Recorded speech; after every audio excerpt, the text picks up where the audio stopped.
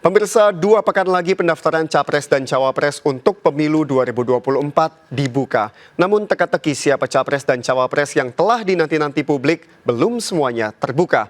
Lalu bagaimana strategi tiap poros koalisi terkait waktu mengumumkan pasangan yang diusung, awal waktu atau menit akhir? Berikut apa kata fakta.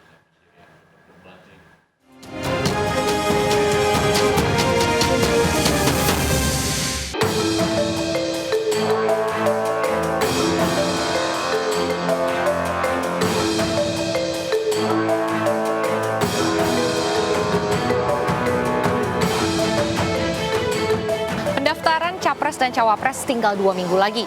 Namun hingga kini, teka-teki siapa yang akan maju sebagai bakal calon wakil presiden masih belum semua terungkap.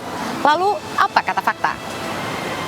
Pendaftaran Capres dan Cawapres resmi dipercepat, yaitu dari tanggal 19 hingga 25 Oktober 2023. Percepatan ini bertujuan untuk mengurangi potensi perselisihan dalam menentukan calon yang dipilih. Selain itu, waktu pendaftaran juga dipersingkat dari yang tadinya sebulan lebih menjadi 6 hari saja. Waktu pendaftaran dipersingkat ini untuk memperpanjang masa kampanye. Hingga saat ini, baru 1 Bacapres yang mendeklarasikan Bacawapresnya. Bacapres Anies Baswedan Kamis 21 September lalu telah mendeklarasikan wakilnya yakni Ketum PKB Muhaimin Iskandar atau Caimin. Pasangan Bacapres Bacawapres ini akan mendaftar ke KPU RI di hari pertama pendaftaran.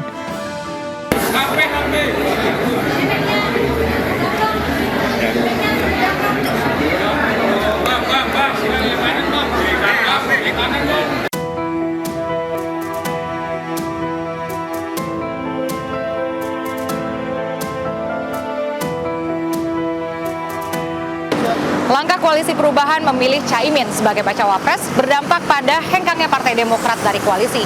Kini parpol pendukung Anies Caimin hanya tinggal Nasdem, PKB, dan juga PKS.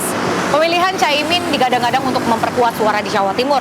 Namun menurut hasil survei, pasangan Anies Caimin hingga kini masih rendah, termasuk di Jawa Timur yaitu 14,2% menurut survei SMRC. Sementara secara keseluruhan, pasangan Anies Caimin memperoleh 12% suara. Dari kubu Prabowo juga terdapat beberapa nama yang berpotensi menjadi cawapresnya seiring Koalisi Indonesia Maju yang semakin gemuk setelah bergabungnya Demokrat. Yang terpenting adalah senantiasa menjaga satunya kata dengan perbuatan.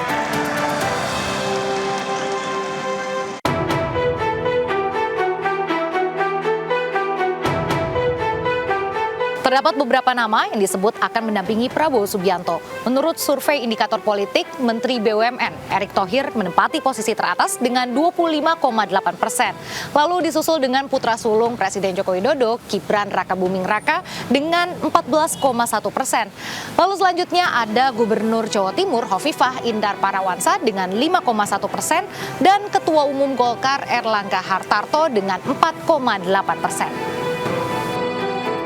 Nama Ganjar juga sempat beredar disebut-sebut berpeluang menjadi cawapres Prabowo. Namun Ketua Umum PDIP Megawati dengan tegas menutup pintu kemungkinan tersebut dan mantap mengusung Ganjar sebagai capres. Bahkan kini nama Bacawapres untuk Ganjar telah mengerucut hingga sudah dikantongi. Sebelumnya Ketua DPP PDIP Puan Maharani menyebut banyak nama yang berpotensi menjadi wakil Ganjar. Sebelumnya, tim pemenangan nasional Ganjar Pranowo telah membahas ada 5 nama bakal cawapres. Menurut PLT Ketua Umum P3 Mardiono, mereka adalah Ketum Bapilu P3 Sandiaga Uno, lalu ada Menko Polhukam Mahfud MD, mantan Panglima TNI Andika Perkasa, mantan Gubernur Jawa Barat Ridwan Kamil, dan juga Ketua Harian Partai Perindo TGB Muhammad Zainul Majdi. Kita juga sudah melihat bagaimana kesesuaiannya dengan Pak Ganjar. Apakah wakil-wakil ini juga senafas dengan 3 partai yang mendukung? Ada P3, ada Perindo, Hanura yang bersama-sama dengan PD Perjuangan. Ini semua kan dilakukan kalkulasi yang mendalam.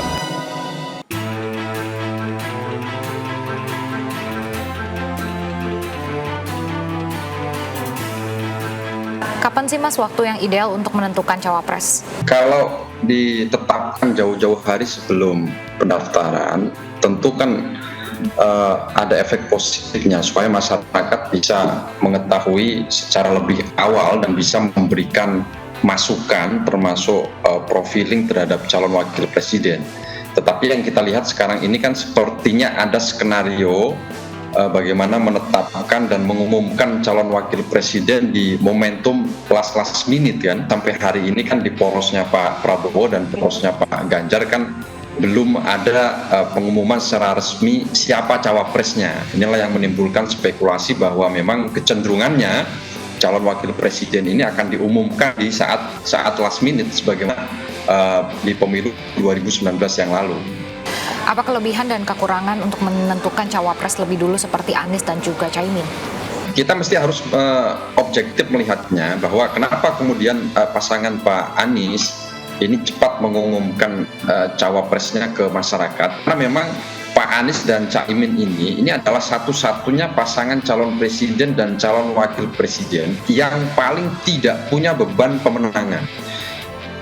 Dibanding dengan Pak Ganjar dan Pak Prabowo, kita tahu Pak Prabowo sudah berulang kali ikut medan kontestasi Pilpres kan. Jadi beban psikologisnya kalau tidak menang sangat berat. Begitu juga dengan Pak Ganjar Pranowo, meskipun ini baru kali yang pertama, tetapi kan PDIP menjadi partai pemenang pemilu 2 kali berturut-turut. Artinya untuk mempertahankan juara, ini juga ada beban psikologis, sehingga kalau tidak selektif memilih calon wakil presiden ini dikhawatirkan akan berisiko yang cukup buruk kan. Nah tentu dengan diumumkannya calon wakil presiden secara lebih dini, masyarakat akan bisa diberikan atau memperoleh gambaran yang lebih jelas terkait dengan track record calon wakil presiden tersebut.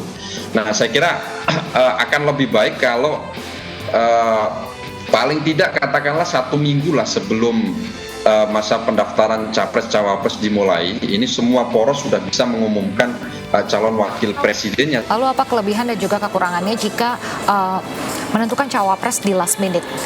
Ya karena memang belum putus kan.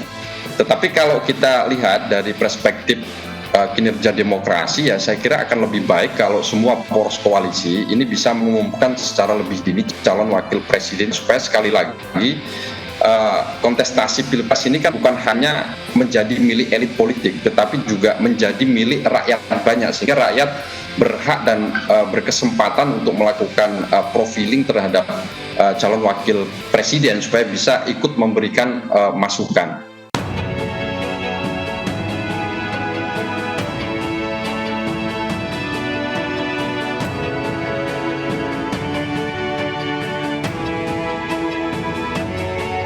Teka-teki siapa saja yang akan maju dalam Pilpres 2024 tak lama lagi akan segera terungkap. Setelah mendaftarkan diri dan ditetapkan oleh KPU, kampanye Pilpres pun akan segera dimulai. Saya Raisa Nadia dan Rian Kaputra, serta juru kamera Dimas Winardi. Sampai jumpa di Apa Kata Fakta selanjutnya.